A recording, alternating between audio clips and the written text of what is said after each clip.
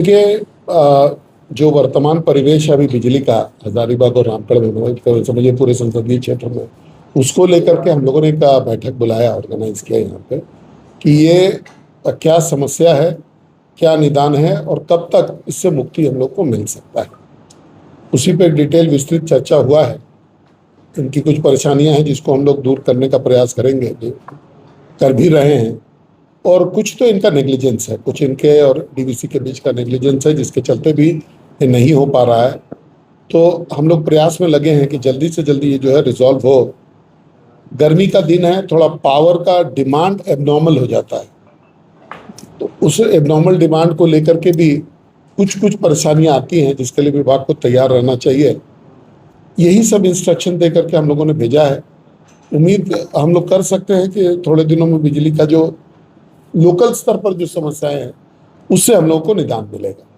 कौन लोग आए थे मीटिंग में और क्या बात की? देखिए, ये डीवीसी के हजारीबाग के जीएम थे, एसी थे, सुप्रिंटेंडेंट इंजीनियर थे, और आपके रामगढ़ के भी सुप्रिंटेंडेंट इंजीनियर थे।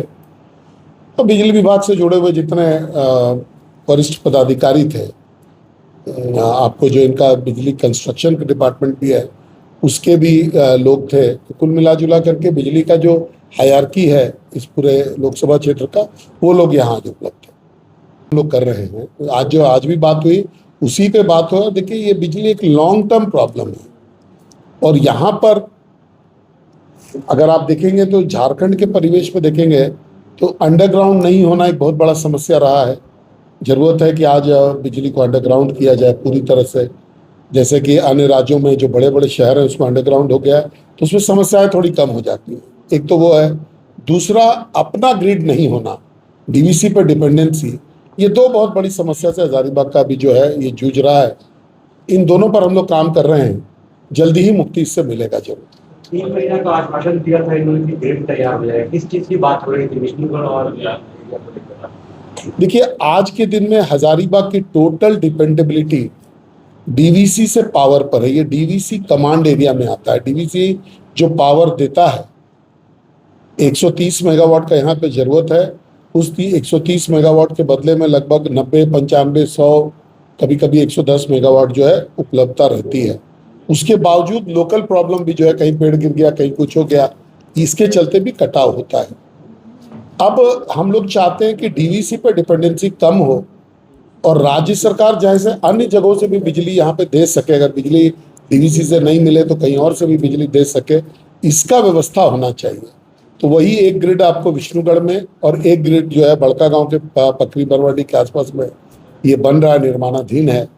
ये इसमें कुछ अड़चने हैं जिसको हम लोग दूर करने का प्रयास कर रहे हैं। ये दोनों 3 महीने के बाद अगर चालू हो जाता है, लगभग 1-1.5 महीने में चालू हो जाएगा, एक लगभग 3-4 महीने में चालू होगा। तो ये अगर चालू हो जाता है तो जो बिजली की जो समस्या है उसमें एक हद तक जो है लगाम लगाने में हम लोग सफल रहेंगे। उससे कुछ वहाँ पर कुछ जल गया, आग लग गया है, तो उसको लेकर के वहाँ का प्रोडक्शन कम है। कुछ समय पहले केटीपीएस में, कोडरमा में, एक उसका जो यूनिट है वो जल गया था, तो वो अभी तक रिपेयर नहीं हो पाया है। उस पर भी काम चल रहा है। उस पर 3-4 महीना लगेगा क्योंकि वो मेजर रिपेयर है।